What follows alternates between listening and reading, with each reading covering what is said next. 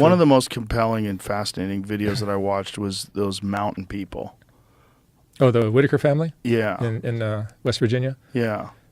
How'd you find them? That was during Create Equal, the book that I mentioned. I was going to each of the lower 48 states, and we were in West Virginia just driving around. Axel, my assistant, and I. He's worked with me for decades. And we're just driving around, looking for anybody interesting to photograph. It's like it was just like, let's just see what we can find. And we're in a truck stop, convenience store, gas station thing, and I'm inside, and there's a cop in there. And cops always know everybody in their county or whatever. This is a Raleigh County cop, and I went up to him, told him what I'm doing, and he goes, "Oh yeah, I know all kinds of people." I'm like, "I bet you do." He goes, "Well, I get off at 2:00," and I go, "I'll meet you here at 2:00." So we did. I've had people like this before who have helped me. This guy was probably the best I've ever had. He took me to pure gold over and over and over. All these interesting people who I photographed for Create Equal. Just he knew exactly what I'm looking for. He showed me the best of Raleigh County. It was great. I'm sure there's more. I know there's more, but the ones he showed me were so great. And the first day we did this, we shot this person, we shot that, we shot a third, and then it started raining. And my strobe equipment, I always use strobe equipment for my photographs. This is photographs only at the time. This is for a photo book. Got rained on. And so we had to pack up and leave. Can't rent photo gear in West Virginia, so we just had to go back to L.A., and I told him, we'll be back in 2 weeks. So we come back, and he says, when you come back, make sure you bring video cameras. I'm like, yeah. I don't do video, so I didn't say anything. But 2 weeks later, we come back, and he meets us, and he goes, "Did you bring video cameras?" I'm like, "No, I don't do video." He got really pissed. He was like, "You're going to want video." And I'm like, "I don't do video. I'm sorry, just photos." So we follow him. He's in one car, not a cop car, but his own private car, and we're following him in our rental, and we're going off the highway. Then we go off this mountain road, and it's winding through the mountains. Beautiful country, Appalachia. That western West Virginia and eastern Kentucky it's right near the border of Kentucky. It's so beautiful. It's one of the most beautiful parts of the U.S. And this windy road turns into like a gravel road, and then turns into a dirt road. And there's shacks. Every once in a while you see a house. Like, somebody lives there? Like, you can't believe people live there. And we're going very poor. I mean, the poverty in that part of West Virginia is like, these people are making, I think, an average of $12,000 a month. That's what they live on. So we're going down this dirt road, and then we come around this bend, and we're going really slow. $12,000 a month? I'm sorry, $12,000 a year. Yeah. $12,000 a year. Like, how do they live on $12,000 a month? I was like, that's actually no. I'm sorry, $12,000 a year. Yeah. $12,000 a year. Can you imagine that? No. It's crazy. That's like parts of Kentucky and West Virginia are like that. It's so poor. So we're driving down this dirt road. We come around this bend. There's a shack on the left, and there's a trailer on the right, small trailer. And there's about 10 or 12 people just walking around.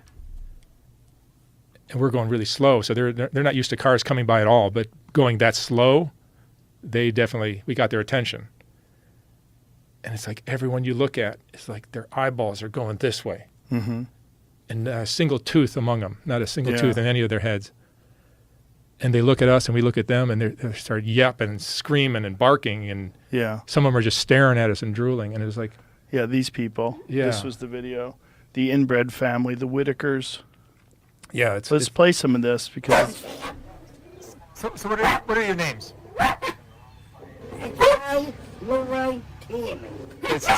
I'm sorry. Who's this? His name's Ray. Ray. I remember Ray. I photographed you, Ray. Do you remember? Years ago. So that sound is this man barking. Lorraine and Timmy. Yeah. None of them speak. No, you guys grew up here in Odd, West Virginia.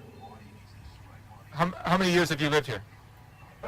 All my life. You're you guys, I mean, did you go to school? You did? Some of your brothers and sisters probably didn't go to school, or how much schooling did they get? These are all brothers and sisters. They didn't miss school long, but he graduated. You graduated from what? We were from high school. You went to high school, Timmy? Yeah, he went to high school on back. Timmy graduated high school. Doesn't speak a How about word. you, Lorraine? No, she He's didn't actually Lorraine's daughter. Didn't. And Son. No, Oh, she son, didn't sorry. go. come on out. And that's a man barking for people just listening to this. That's all he. Hey, So they live with a bunch of dogs, and he's adopted their way of communicating. I don't know about that, but he does sound like a dog when he Yeah. speaks. Here he is right here.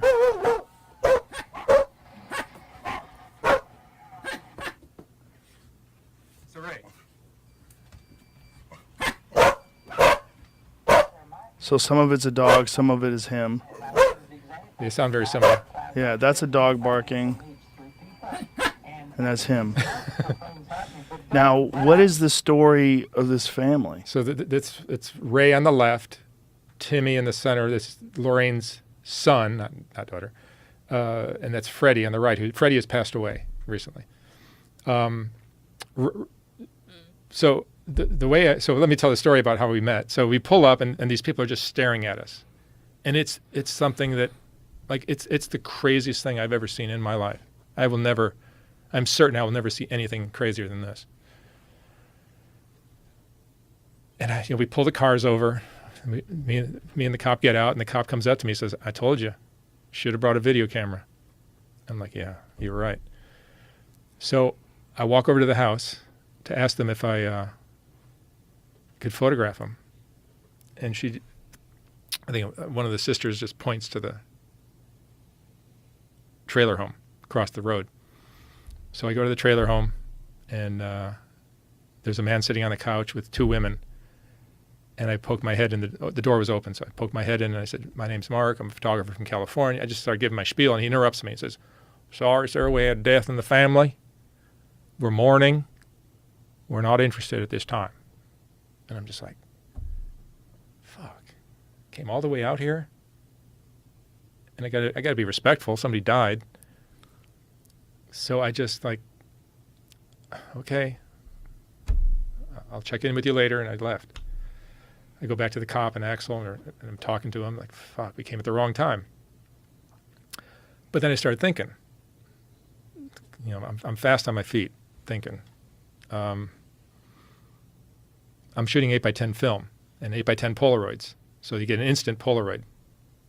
So I have the ability to take pictures of the family, and I thought maybe that might be nice to give them 8x10 prints, these instant Polaroids of their family, and they can include that in the casket of, I think it was a sister-in-law who passed away.